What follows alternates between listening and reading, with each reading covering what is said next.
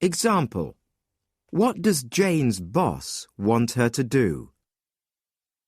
Hi, Jane. Siegfried here. I can't find the project data file. I thought it was in my briefcase with the sales statistics, but it isn't. Could you find it and email me a copy by 6 this evening? Thanks. 1.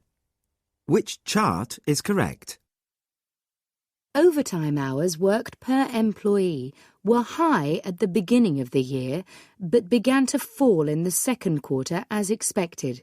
Although they rose again in the third quarter, fewer overtime hours were worked in the last quarter. 2. Which room does the woman book for the conference? Do you want to have the star like last year? Yes, but I think we've got too many people. How many? 130. The star would be a bit small, but possible. The rose or the moon might be more comfortable. Are they free on that date? Let's see. The moon's booked, but the rose isn't. Shall I book it? Yes, please. 3. What will they spend the extra money on? So, we've got the extra budget for the new machines then? Yes, but shouldn't we think about getting larger offices first? There's not enough room for everyone. It'll only be a problem if we employ more people, and there's no point doing that if the machines keep stopping. You're right. That's where we'll spend it. Bigger offices can come later. 4. When will Mr. Abdi arrive? I'm calling on behalf of Mr. Abdi. His 4:15 flight has changed to leave Dakar at 3:15 instead. He expects to be with you at 3:45 your time, providing there are no delays. 5. Why is the factory closing? As you know, demand for products like ours has generally fallen, although, thank goodness, sales of our products are still increasing. It's a good thing we moved production overseas last month. It's made a big difference. Yes, I think we made a wise decision to postpone the plans for building a new factory here, don't you? I agree. 6. What do they agree is most important for the job? I think the most important quality is being able to work on your own. While I think that's important, the key thing is to be able to motivate the team, isn't it? Problem solving seems the most important, but you can do that with a good team, so perhaps you're right. Yes. Problems are easier to deal with in a group. 7. Which chart is correct?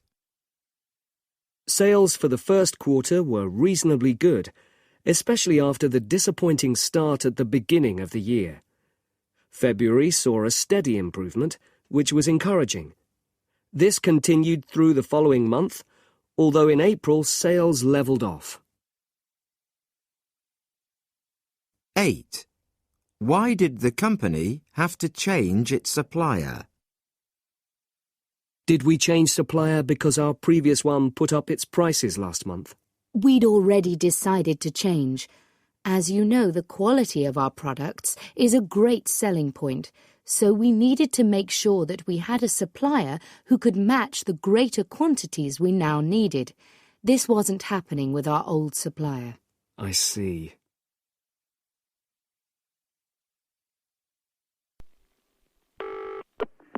Hello, Diana. Jeffrey here. It's about next month's visitors. OK, I'll get the booking form out. Is it for the 8th of February? It was originally, but it's going to be 3 days later, the 11th. That's not a problem, is it? No. Is the contact still Bradley Wally? W-A-L... Yes, but there's an H after the W. W-H-A-L-L What's his email address? Let me see. It's Brad at razeng.com.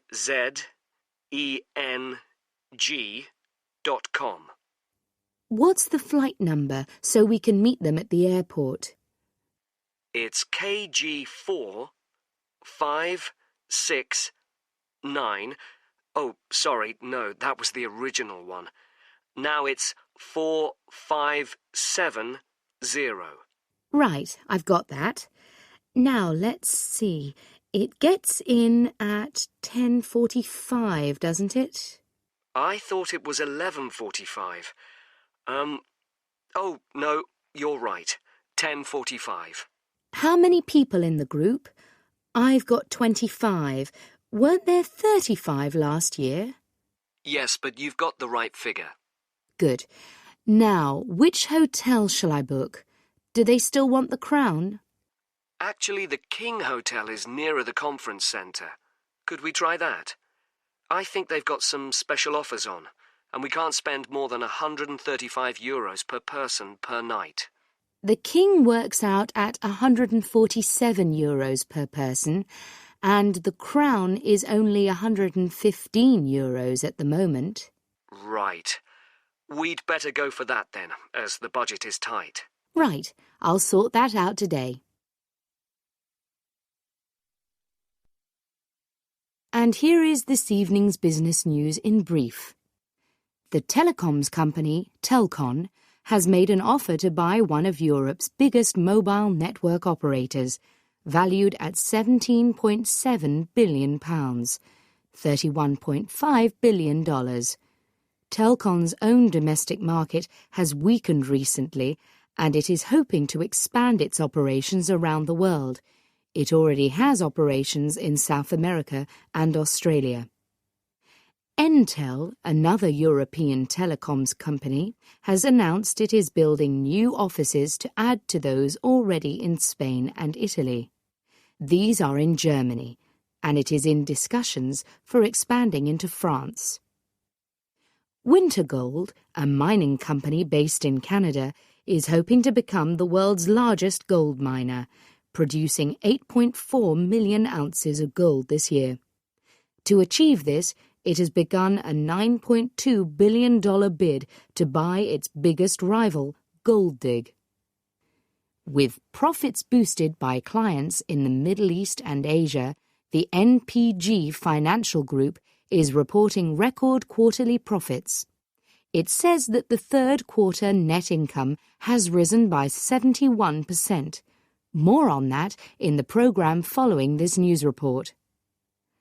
Landlink, the media group, has more than doubled the value of its shares over the last year. This is mainly as a result of innovations using the internet and also the purchase of Filmplay, the American TV company. Eagle Airlines has reported its biggest ever quarterly net loss, $1.8 billion, and blames it on reorganization costs. The carrier is hoping the new ticketing and pricing system will help them win back customers in the next quarter. And finally, oil prices fell to below $60 a barrel for the first time since July, as warmer weather in parts of America reduced demand for heating oil. And now we move on to the... This evening I'm talking to Jim Niven about Australia's Macquarie Bank. Good evening, Jim. Good evening, Janet. Now, this week, for the first time in its history, the board of Macquarie Bank met outside Australia, in London. That's right. Macquarie's been buying up large companies all over the world and owns lots of assets in Britain now. So it seemed like a good idea to have a meeting there. Even though its bid for the London Stock Exchange earlier in the year failed, Macquarie still has a lot of interests there. Macquarie Bank operates a bit differently from traditional banks, doesn't it? Yes. Although it offers conventional investment banking, fund management and retail financial advice, Macquarie Bank also enjoys acquiring businesses. For example, in Britain alone, it's bought several in the past 18 months, including a ferry operator and a gas distributor, to add to the M6 toll road and the 2 airports it already owned. Now, the bank has grown considerably since it started with 2 offices in Sydney and Melbourne, hasn't it? It certainly has. Macquarie now manages a portfolio worth 89 billion Australian dollars and employs 7,000 people in 23 countries. It made a profit last year of 823 million Australian dollars, an increase of 67%, and the value of its portfolio went up by more than 40%. And more importantly, its income outside Australia rose by a massive 83% and now accounts for almost 40% of the total. Is Macquarie's success due to Alan Moss's role as CEO? Well, the stock market seems pretty confident that he's doing the right thing. Macquarie's share price keeps rising, and he's been in the driving seat longer than any other chief executive, 12 years in all. Most CEOs only last for about 4 years in the banking industry, although he says he feels as if he's been there much longer than that. Jim, can you tell me something about the history of the bank? Well, Alan Moss started the bank with the executive chairman, David Clark, in 1985. Before that, it was part of the Australian branch of a British merchant bank. They decided to name it after a great Australian. Lachlan Macquarie was an early 19th century governor of Sydney who bought Spanish silver dollars, punched out the middles, and created 2 new coins. Today, the punched-out bit and the one with the hole are the bank's symbol. The bank's success has made a lot of money for its clients and for its CEO. In fact, isn't Alan Moss Australia's highest-paid chief executive? That's true. But the bonuses are mainly from performance-related fees, which are added to his salary. If he doesn't bring in the business, he doesn't get the bonus. Macquarie's success is because it's not limited by traditional views of what investment banks should do. I understand that the bank's key strategy developed from its involvement with the M2 toll road. Yes. About 10 years ago, Macquarie won a tender to build the M2 toll road in Sydney. It floated a company that would own the road, and the original investors have made a 10-fold return on their investment. It showed the bank that this was the way to go. Is Macquarie Bank planning to continue this strategy in the future? For sure. Although it may seem that Macquarie's assets are all very different, they have one common element. They must be in a market where there are few rivals. So it's looking at things like shopping centres, industrial properties, airports, toll roads, and broadcast towers. The bank believes that as more people want to use them, their revenues will keep on growing.